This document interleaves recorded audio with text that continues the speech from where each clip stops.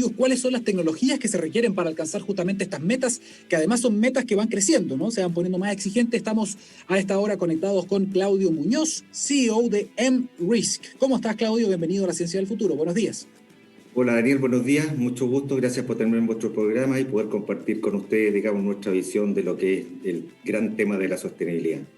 Es interesante porque ustedes llevan ya 10 años, o sea, podríamos decir que en términos de los cumplimientos medioambientales de la empresa, en la asesoría, ustedes podrían ser casi que veteranos, considerando que este es un tema que a lo mejor ha crecido en el último tiempo. ¿Cómo han visto ustedes y por qué hace 10 años, cuando el tema era relevante, el tema medioambiental no era lo que es hoy día? ¿Por qué ustedes dijeron, vamos a comenzar con esto? Sí, fue un tema de visión, fue un tema de estar efectivamente atento a lo que está sucediendo en el mercado y estar mirando las tendencias. Y para nosotros fue muy relevante ver que la sostenibilidad, poder manejar los impactos ambientales de las operaciones de la empresa, iba a ser una necesidad creciente en el tiempo. Y eso fue lo que nos motivó a partir con soluciones tecnológicas para poder mejorar y hacer más eficiente esta gestión.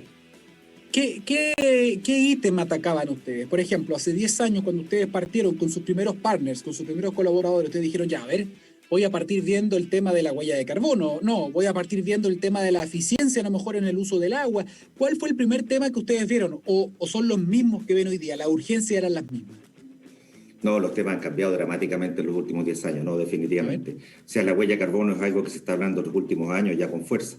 Pero al principio efectivamente fue poder gestionar lo que ha sido la gestión ambiental, se ha ido sofisticando en el tiempo. Y una empresa operar necesita permiso y necesita también dar cumplimiento a sus compromisos ambientales, que son las famosas RCA, los estudios de impacto ambiental que uno escucha, digamos, en los medios. Y empresas grandes, digamos, mineras grandes sobre todo, tienen muchos permisos que tramitar. Tenemos ejemplos de clientes que manejan 4.000, tienen que gestionar 4.000 permisos al año, tienen que cumplir 20.000 permisos ambientales, ella sola, una sola empresa. Entonces, manejar eso a través de planillas electrónicas, en realidad, digamos, es un desafío, una batalla perdida, creo yo, a esta altura.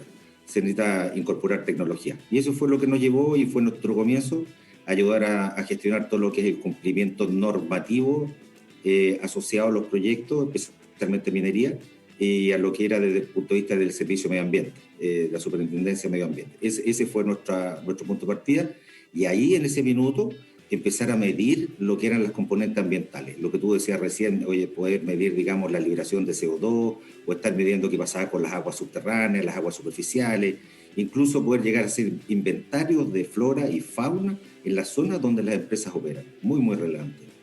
Claudio, normativas que además han ido cambiando de la mano de también nuevas estructuras. Tenemos la superintendencia de medio ambiente, tenemos los tribunales medioambientales y da la impresión de que, bueno, tú eres el experto, así que te pregunto, yo no estoy tan al día, pero da la impresión de que esto ha ido cambiando y mucho en los últimos 10 años. No han sido 10 años en vano. Yo recuerdo que habían proyectos, ya que tú hablaste, por ejemplo, de la minería, hay proyectos que dejaron una huella muy negativa, ¿no? Estamos hablando, por ejemplo, de Barrick Gold, ¿te acuerdas de Pascua Lama? Que la gente le quedó en la mente el daño que se causó, ¿no? Persiguiendo un beneficio a corto plazo. Estás pensando también, por ejemplo, en proyectos que se les dio un no, finalmente, a pesar de que habían pasado toda la normativa. Estoy pensando, por ejemplo, en Punta Choro, ¿te acuerdas? Eso ha ido cambiando, se ha ido actualizando la normativa y ustedes justamente, ¿cómo ayudan a las empresas a adaptarse a esto? Porque han sido cambios normativos muy rápidos. Efectivamente, yo creo que ese ha sido el gran desafío de las empresas y quizás donde hay un error de diagnóstico, es mirar la normativa de manera estática, mirar lo que hay hoy día y en base a eso hacer los proyectos y no pensar en cuál es la normativa que me va a estar aplicando en 5 años más cuando el proyecto esté en operaciones, que es algo que en realidad uno no puede dimensionar muy bien, pero cambió y definitivamente cambió. Y los proyectos que tú mencionas, efectivamente, fueron autorizados, pasaron por todo un proceso de aprobaciones y en definitiva no se pudieron ejecutar. Hoy día, por ejemplo, y lo que tú mencionabas, digamos, las comunidades, es algo muy importante. Hoy día ningún proyecto puede abstraerse de las comunidades. Los proyectos traen beneficio a las comunidades, pero también tienen un impacto. Y eso tiene que haber un equilibrio. Y ese equilibrio es fundamental en el largo plazo. Si no existe equilibrio, los proyectos no se van a poder ejecutar. Y ahí es donde nosotros colocamos herramientas tecnológicas para poder gestionar. Tenemos una herramienta que apunta más que nada a las comunidades y poder saber qué es lo que está pasando con ellos, cómo relacionarse con las comunidades y cómo generar ese equilibrio. Que yo creo que eso es, cómo generar ese equilibrio con información, con data dura. Y a eso es lo que contribuimos nosotros, saber qué está pasando. ¿Cuál es el desafío más difícil que se tiene hoy en la pega de ustedes justamente cuando tienen que asesorar de pronto algunos proyectos que me imagino son grandes, algunos de ellos que tienen un gran impacto, que se puede ir mitigando, pero ¿cuál es el mayor desafío que tienen hoy día? ¿Es cumplir la normativa o es justamente lograr este vínculo con las comunidades? Yo creo que parte de la complejidad es que ya tú no puedes escoger. Hoy día tienes que cumplir con la normativa, normativa pura, con las leyes, con los cuerpos legales que son atingentes. Tienes que cumplir con lo que es la normativa ambiental y que va evolucionando y cada vez más estricta. Y tienes que cumplir con las comunidades. Entonces, esa integralidad en la necesidad de cumplir es lo que en realidad hoy día yo creo que complica y agobia un poco a las empresas. En que tienen que estar en muchos frentes y que antes eran frentes más simples, hoy día son más complejos, y la tendencia es que no se van a simplificar, se van a ir haciendo cada vez más sofisticados, y prueba de eso yo creo que las consultas tempranas a la comunidad es un tema sumamente relevante. O sea, cuando antes de dar una notificación se hace una consulta a la ciudadanía y entregan su opinión y entregan al final las pistas de ese equilibrio, y eso es lo que uno tiene que estar atento, y las empresas también. Claudio, ¿cuál es el rol que juegan hoy día las tecnologías digitales en esto? Yo no sé si nos puedes dar quizás algún ejemplo concreto para que nos hagamos una idea de cómo la tecnología es clave justamente para ir cumpliendo con estas normativas hoy día. Sí, claro, por supuesto. Lo primero es poder tener la tecnología disponible. O sea, hoy día las soluciones están en la nube y por lo tanto tú puedes acceder desde cualquier lugar en que tengas conexión a Internet. Para nosotros nos llamó la atención cuando entramos en pandemia, la usabilidad de nuestras soluciones se disparó, aumentó dramáticamente, digamos, o sea, y lo vimos en los meses inmediatos, muy rápido.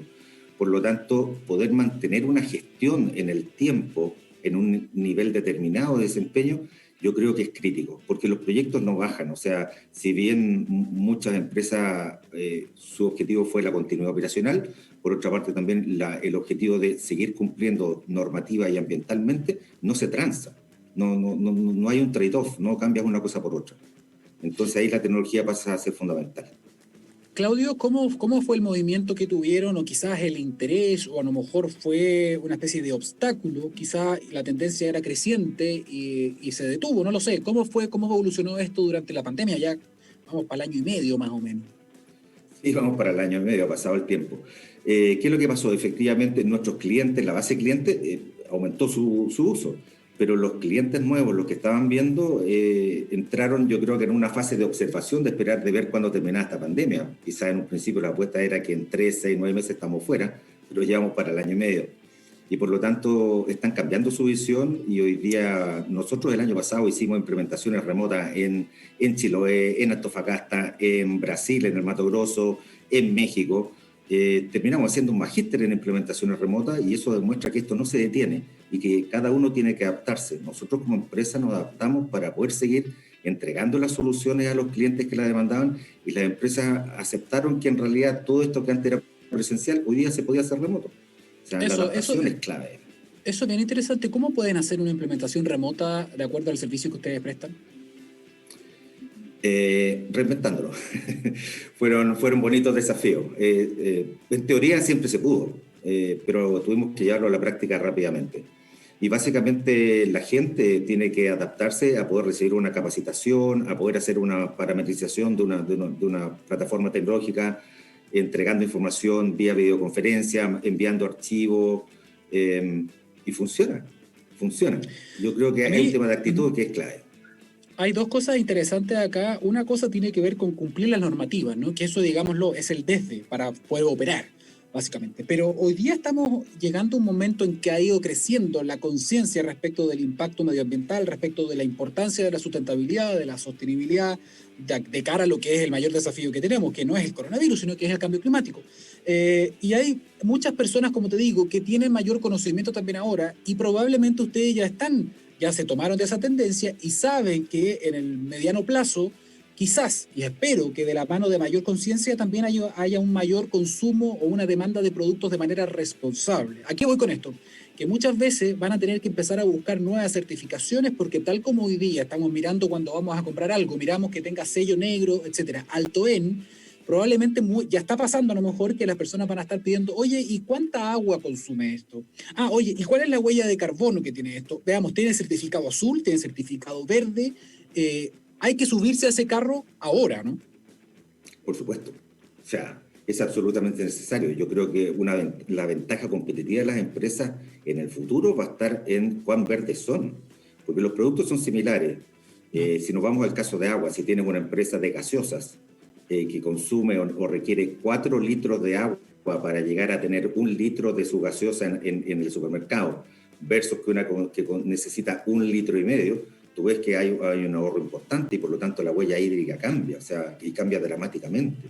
Yo creo que van a ser argumentos de marketing definitivamente y que va a hacer que hoy día el cambio en el consumidor es clave y las redes sociales te apoyan en que ellos puedan manifestar su opinión y puedan manifestar su preferencia. Hay que subirse a la certificación. El tema de la emisión de la huella de carbono, digamos, de la liberación de CO2, gases de efecto invernadero, es potentísimo y los objetivos y lo que se han logrado, lo que ha logrado Chile en los últimos 3 años es impresionante, es un ejemplo a nivel mundial y da prueba que se puede. ¿Hay que invertir? Sí, pero en el largo plazo es mucho más rentable que seguir como no está, definitivamente. Exactamente, una cuestión de incentivos. Por último, si a lo mejor al dueño de la empresa no le importa mucho que lo haga por egoísmo, por último, porque a lo mejor la subsistencia de la empresa, el éxito comercial de la empresa va a depender de esto. O sea, hay que tenerlo claro. Ustedes también ven gestión de residuos, ¿no? Te lo pregunto porque además tenemos ahí a puertas la ley REP, que también es posible que cambie muchas cosas. Y respecto de eso, ¿cuál crees tú que va a ser quizás el rubro, la industria que va a tener el mayor desafío con esta ley de responsabilidad extendida del productor? Del productor, sí, una ley que está ahí, una ley que ha sido de largo aliento, fueron años para llegar a esta etapa, fueron 6, 7 años para llegar. Exacto. Y efectivamente tiene un largo plazo para implementación, porque no es simple, y yo creo que todas las industrias se van a ver impactadas, y eso va a implicar que también cambien los hábitos del consumidor. Yo recuerdo, digamos, cuando salieron las botellas plásticas, que uno lo encontraba genial, era muy práctico, digamos, o sea, no tenía que andar paseando los envases para lado y lado. Pero yo creo que en largo plazo va a volver a ser así, y que vamos a entrar, digamos, a la retornabilidad de los envases, vamos a estar generando economía circular en todos los ámbitos, entre que lo que uno saque, lo que uno aprovecha, digamos, sea ojalá 1 a 1 y que no haya que seguir consumiendo.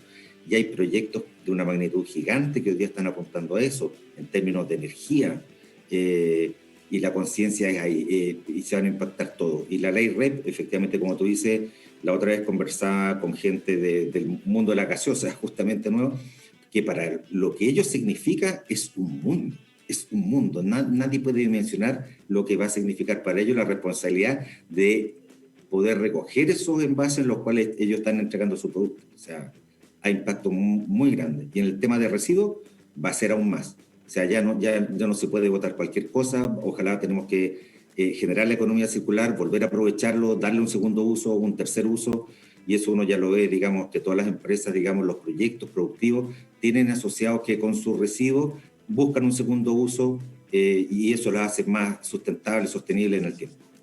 La idea es, ojalá, ser un poco como volver a los orígenes, ¿no? Como la naturaleza. Me encanta eso que dicen los ecólogos de que en la naturaleza no existe la basura, no hay residuos, todo se aprovecha, todo es circular.